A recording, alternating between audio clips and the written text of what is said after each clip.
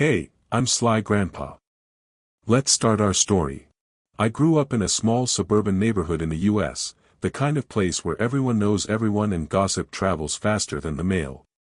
From the outside, it looked like one of those picture-perfect communities you'd see in a real estate ad, neatly trimmed lawns, kids riding bikes, parents waving from their porches.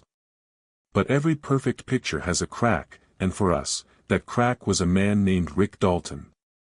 Rick was in his late 40s, stocky, bald on top but always wearing that ridiculous baseball cap like it was glued to his head. He lived 2 streets over, but his presence was felt everywhere. Rick wasn't just a bully, he was the community bully.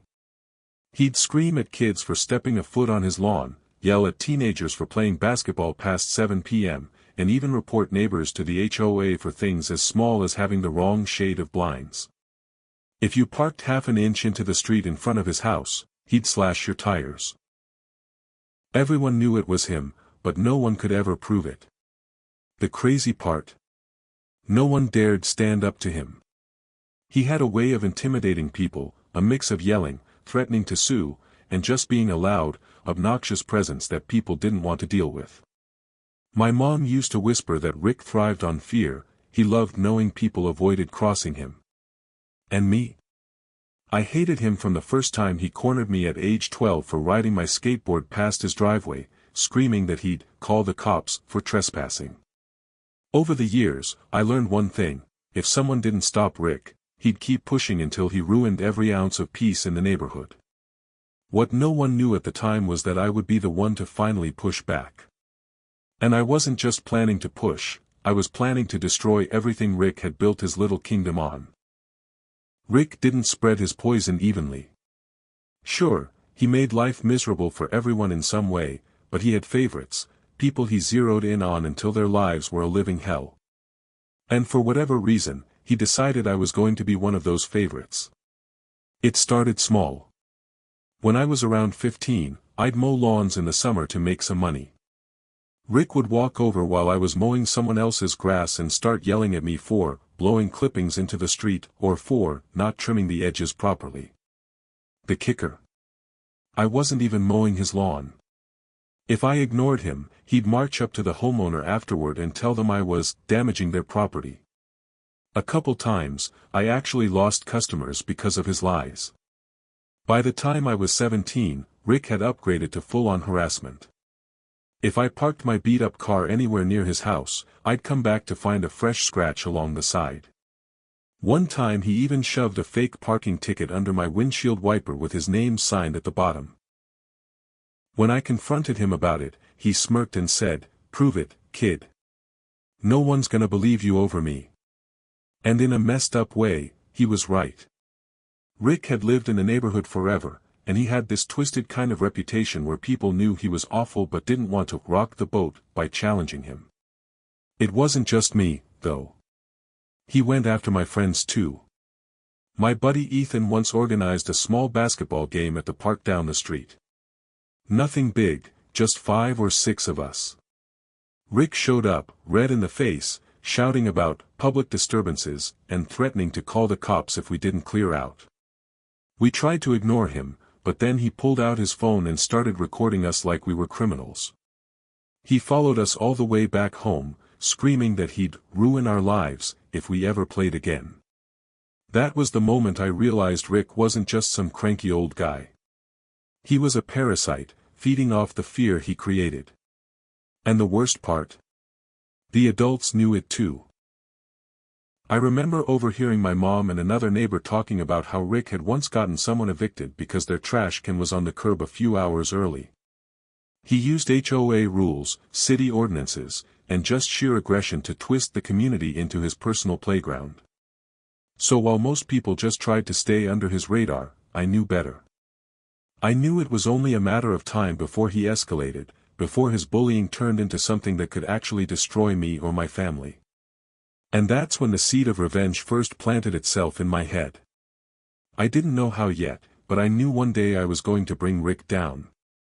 Not just to get even, but to make sure he could never hurt anyone else again. By the time I turned 19, Rick's harassment had gone from irritating to downright destructive. I'd started working part-time at a local hardware store while taking community college classes, and every time I came home late, I'd see Rick standing on his porch, arms crossed, glaring like I'd trespassed on his personal kingdom. Sometimes he'd shout things like, "Out late causing trouble, huh?" Or, "This neighborhood doesn't need kids like you hanging around," as if I was some delinquent. But the real breaking point came one night in early spring.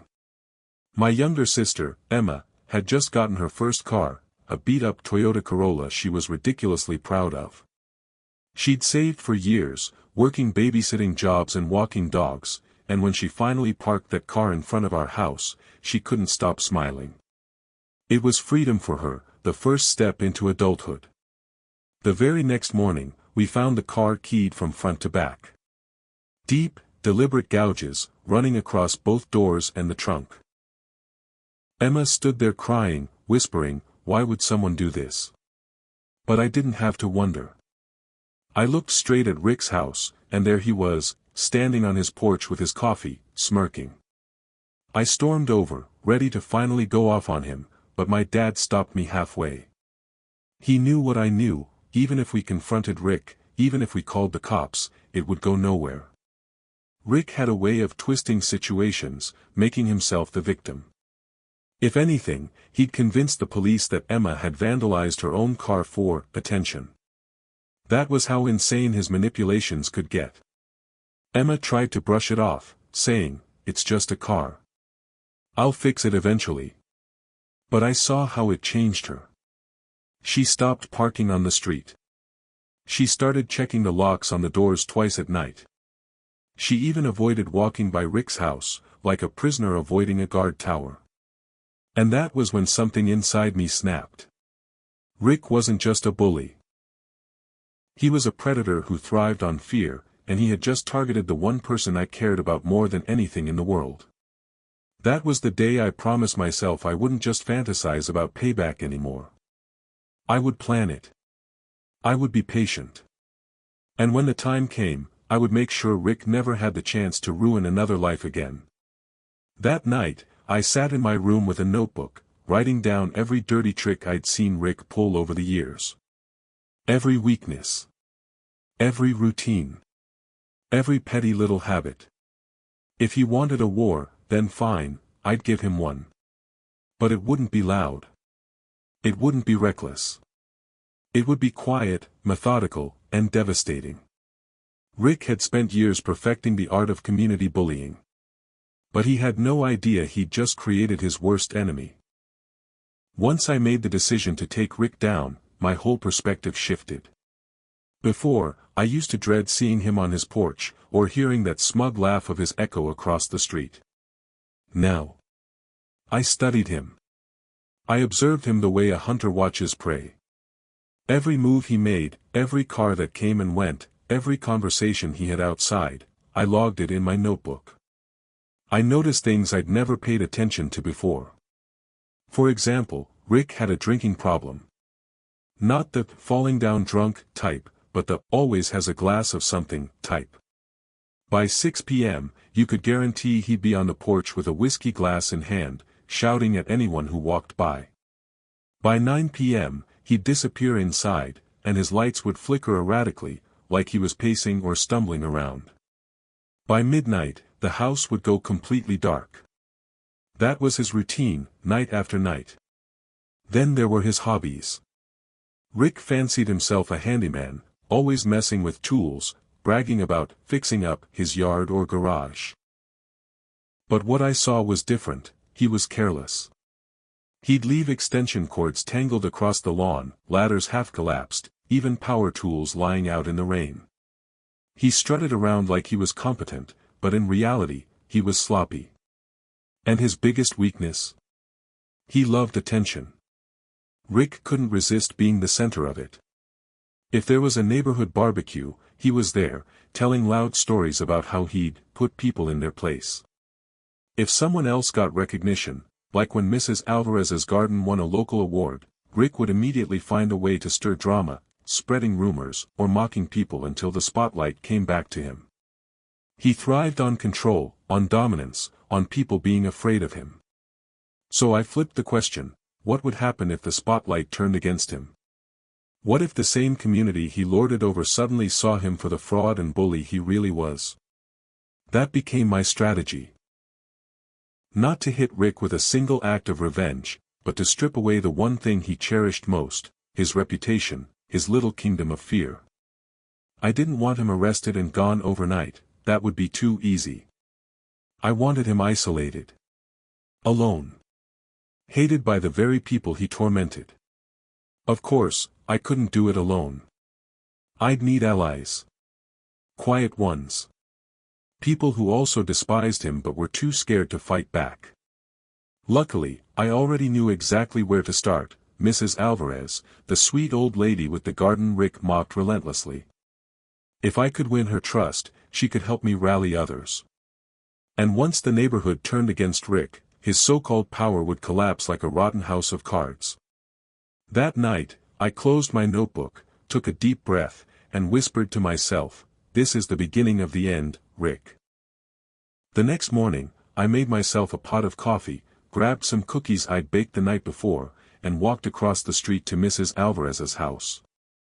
She was in her late 70s, a widow, the kind of woman who always waved when you drove by and left baskets of vegetables on your porch if your kids were sick. She had a garden so beautiful it looked like something out of a magazine, bright rows of tomatoes, sunflowers stretching higher than her fence, and roses that made the whole block smell sweet in the spring. Rick hated her garden. He said it was an eyesore, that she was bringing bugs into the neighborhood. More than once, I'd heard him shouting at her, telling her she should act her age and stop playing farmer. He'd even threatened to report her to the city over some nonsense about zoning. But Mrs. Alvarez? She just smiled through it. Or at least, she tried to. When she opened her door to me, I could see the exhaustion in her face. She wasn't just tired. She was beaten down. Her hands shook slightly as she invited me in. I sat at her kitchen table, and we talked, about the weather, her late husband, the tomatoes that had come in early this year. Finally, I leaned forward and said, "Listen, Mrs. Alvarez. I know Rick's been giving you a hard time. You're not the only one. He's been at me, too. And a lot of others." Her eyes widened, like she'd been waiting years to hear those words. She lowered her voice and admitted how scared she felt living next to him. How he'd made her cry more times than she could count. How she'd even thought about selling her house, the house she'd lived in for 40 years, just to get away. That was when I told her my plan. Not all of it, not yet. But I told her I wanted to stand up to Rick, not just for myself, but for everyone he'd hurt. I said I couldn't do it alone. Mrs. Alvarez looked at me for a long time, then she nodded slowly. She reached across the table, put her wrinkled hand over mine, and said, "Tell me what you need me to do." It was a small victory, but it was the start. I had my first ally. That night, when I sat on my porch and watched Rick stumble outside with his whiskey glass, I didn't feel the usual dread. Instead, I felt something new, momentum. He didn't know it yet, but the walls were beginning to close in. After Mrs. Alvarez agreed to help, I realized I couldn't stop at just one ally. Rick's strength came from how divided we all were. Everyone hated him, sure, but they hated him in silence. Alone, each of us was too small to push back. Together? That was where the power lay. So I started small. I began chatting more with neighbors I'd usually only wave to. I offered to help Mr. Lee fix his gutter one Saturday morning, and while we worked, I casually asked, "Has Rick ever bothered you?" That one simple question unleashed a storm. Mr. Lee laughed bitterly and told me how Rick had accused his teenage son of stealing tools when they'd never set foot on his property. Another neighbor, Jenny, said Rick had screamed at her for parking her car too close to his mailbox, even though she was well within the lines. The stories kept piling up. Rick had been everyone's nightmare, but he thrived because nobody thought anyone else would back them up. That was the genius of his bullying. Divide and conquer. But now I was connecting the dots. With Mrs. Alvarez by my side, I decided we'd start informal, coffee chats, in her garden. At first, just 2 or 3 people would come. Then word spread. Within 2 weeks, we had nearly a dozen neighbors sitting in her backyard, drinking lemonade, sharing stories, and venting about Rick. For the first time, people realized they weren't alone. I stayed quiet most of the time, just listening, letting the anger build. But toward the end of each gathering, I'd remind them, we can't let him keep doing this. He doesn't own this street. We do. And little by little, I saw heads nodding. I saw resolve forming. Rick, of course, noticed something was changing. He'd glare when he saw a group of us talking. Once, he even shouted across the street, "What's this, some kind of club?" We didn't answer, we just smiled. That silence unnerved him more than any insult could. The trap was slowly being set, and Rick didn't even realize the ground beneath him was shifting. By the 3rd week, the coffee chats weren't just about venting anymore, they were about strategy. Neighbors who once crossed the street to avoid Rick were now leaning in close, lowering their voices, hungry to talk about ways to push back. The air was electric with possibility. For the first time in years, Rick wasn't the one dictating the mood of the block. I brought a notebook to one of the gatherings. I laid it out on Mrs. Alvarez's patio table and drew 3 big words across the page: expose, isolate, remove. That, I told them, was the plan. Rick thrived on fear and reputation. Everyone thought he was untouchable, that if you crossed him, you'd pay for it. So the first step was to expose him. Every insult, every threat, every reckless thing he did, we needed to document it. Photos, videos, even written logs. We'd create a pattern so undeniable that no one, not even the city council, could ignore it. The second step, isolate him. Rick fed on attention. If no one gave it to him, he'd starve. That meant no arguing back, no shouting matches, no letting him pull us into his circus. Instead, when he erupted, we'd stay calm and record everything. Imagine his rage when his insults bounced off a wall of silence. That silence would eat him alive. And finally, remove him.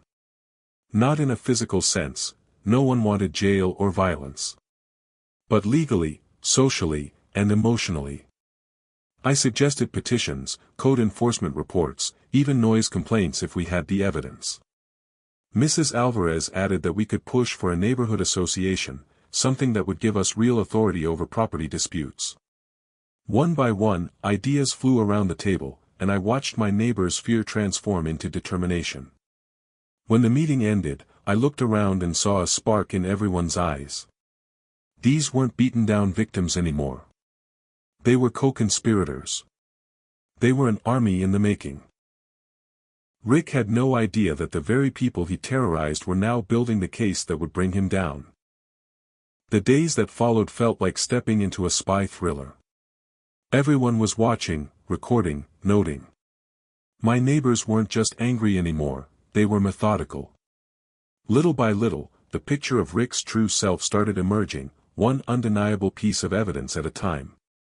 I started taking notes like a journalist. Every loud argument, every reckless stunt he pulled with his truck, every instance where he humiliated someone, it went into my notebook with dates, times, and names of witnesses.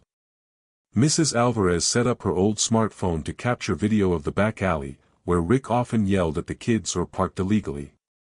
Mr. Simmons, who ran the corner store, kept a log of Rick's friendly visits, noting each time Rick intimidated someone over petty complaints. By midweek, we had a folder's worth of photos, videos, and written accounts. We even discovered that Rick was bending city rules in ways that could get him in serious trouble. Parking violations, unauthorized construction, and a noise level that exceeded legal limits, it was all there, hidden in plain sight, waiting to be organized.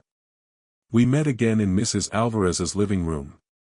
Spreadsheets on her coffee table, laptops open, evidence organized into categories, noise and disturbance, intimidation, illegal activities. Everyone had a role: gather more evidence, contact authorities, keep the neighborhood unified. I looked around the room and saw my neighbors' skepticism melt into confidence. They weren't just documenting Rick's chaos, they were building a fortress of accountability he couldn't escape. And somewhere in the back of my mind, I felt a thrill I hadn't felt in years. The bully was finally about to meet the wall of his own making. The momentum we had built started to pay off almost immediately. It was subtle at first, nothing flashy, just a few small nudges that hinted Rick was no longer untouchable. The city code enforcement officer showed up one morning, clipboard in hand, after a neighbor anonymously reported the excessive noise and illegal construction in Rick's yard. He pretended not to notice me standing across the street, but I could feel the smirk forming. This was the first crack in Rick's armor. Meanwhile, I started circulating the compiled evidence online, in a neighborhood forum that Rick usually ignored. Photos, videos, documented incidents, nothing defamatory, just the truth, meticulously laid out. Comments poured in from neighbors, some of whom had been too intimidated to speak up before. The posts weren't just information, they were a signal that the community was awake and organized. Rick began to feel the pressure, though he tried to act as if nothing had changed.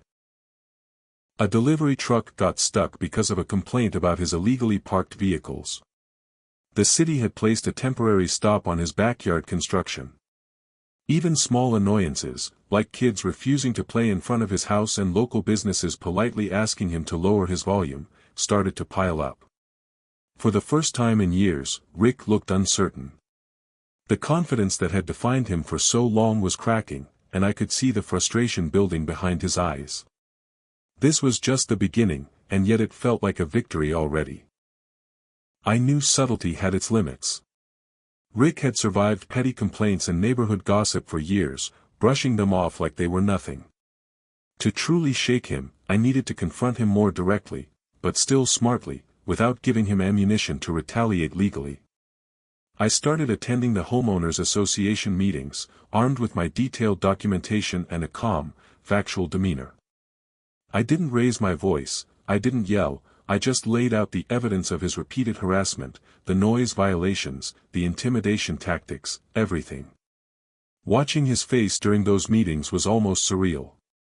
The smugness faded, replaced with visible panic. Rick tried to argue, tried to twist the facts, but every time he spoke, I countered with clear, indisputable proof. The community started murmuring in agreement. People who had stayed silent for years were finally nodding, whispering their own experiences.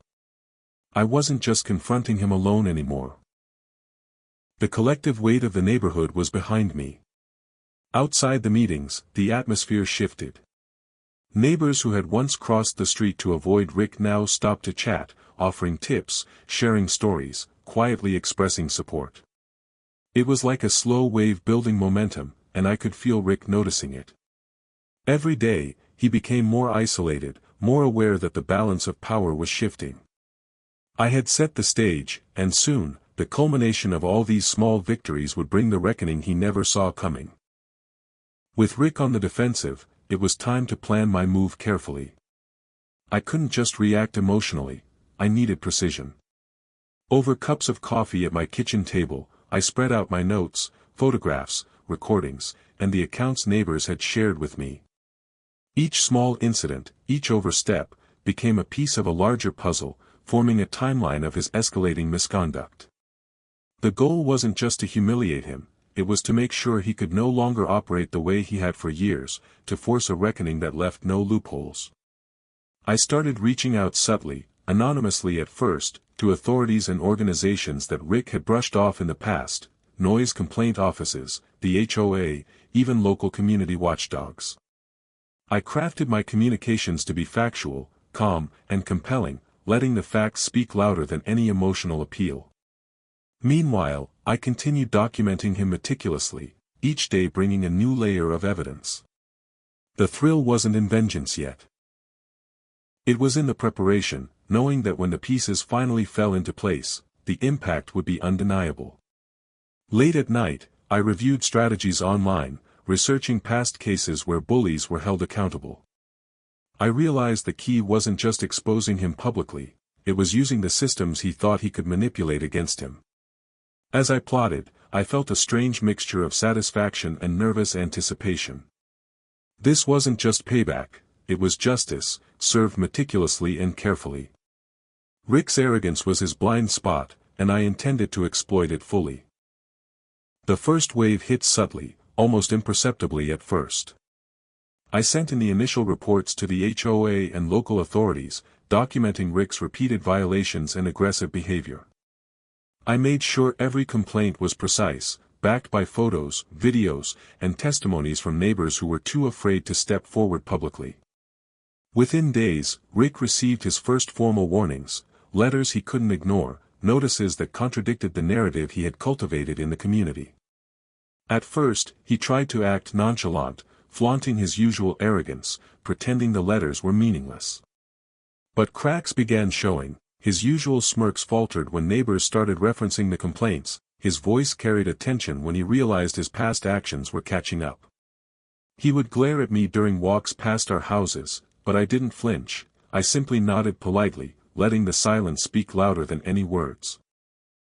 Meanwhile, I kept building the pressure from behind the scenes, carefully planting small disruptions that hinted to him that others were aware, that he was no longer untouchable. It wasn't chaos yet, but it was unmistakable. Rick's carefully controlled world was starting to wobble. He didn't know who was behind it, but the sense of inevitability settled in, and I relished seeing his composed facade crack, one subtle break at a time. Rick's arrogance had always been his armor, but now it was starting to rust. The warnings weren't just letters anymore, they carried fines, restrictions, and threats of legal action. His once boastful voice in the neighborhood now quivered slightly whenever a neighbor approached, asking pointed questions or referencing incidents he could no longer deny. I had carefully orchestrated subtle reminders everywhere he went, a misplaced trash bin that disrupted his perfectly manicured lawn, signs that he had to attend community meetings, and small, seemingly random comments from neighbors that hinted someone was watching. Each incident was minor, yet cumulative, chipping away at his composure. Rick's usual smirk, once untouchable, became a twitch of irritation or worry, and I began noticing him glancing over his shoulder, anxious, unsure of who was orchestrating this invisible pressure. By this point, the community's perception of him had shifted. People who previously avoided him now maintained polite distance or casually mentioned his violations, fueling his paranoia. His dominance over the neighborhood was eroding, and he was powerless to stop it. Watching him teeter on the edge of frustration and fear, I knew the moment for the next phase, the final move, was approaching. Everything I had set in motion was coming together. Rick's arrogance had blinded him to the fact that the neighborhood had quietly united, each resident playing their part in my subtle orchestration. From the broken sprinklers to the whispered warnings, the mounting fines, and the ever-present eyes of those around him, every little irritation had been engineered to push him toward the breaking point. I watched from my porch as Rick stormed out one morning, muttering to himself, papers clutched tightly in his hands. Today was the day he would finally see the consequences of his own actions amplified. Every complaint he'd ignored, every neighbor he'd belittled, every act of selfishness, it was all about to be mirrored back with precision. When he finally realized that the entire neighborhood had coordinated to document his misbehavior, the look on his face was priceless, disbelief, fury, and a dawning recognition that the power he once held was gone. And then, as he tried to salvage control, he discovered the truth: no one was seeking revenge for themselves alone. The community had become a single, silent force, orchestrating his comeuppance without him ever suspecting the mastermind behind it. By the time he understood what had happened, it was too late.